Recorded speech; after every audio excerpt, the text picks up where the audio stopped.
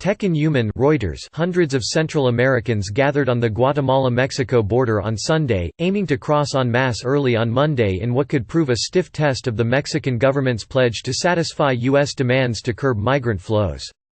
President Donald Trump has threatened to hurt Mexico and Central American countries economically if they allow large numbers to reach the U.S. border. U.S. border agents have tracked the latest exodus from Honduras this week. Small groups of migrants crossed the bridge from TECUN UMAN, Guatemala, to Ciudad Hidalgo, Mexico, on Saturday after Mexican National Guardsmen repelled an attempt by some of the Central Americans to force their way through the border gates.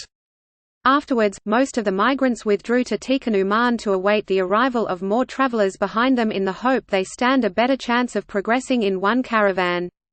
"We've been getting organized," said José Luis Cruz, a 33-year-old autoworker from Comayagua, Honduras, who left behind a wife and 2 children in a bid to reach the United States. Cruz said migrants waiting in TECUN UMAN wanted to try and enter Mexico en masse at around 5 a.m. on Monday, hoping that authorities would let them pass to avoid clashes. "If we cross alone, they'll get us, and all the sacrifices we've made to get here will have been in vain," he added.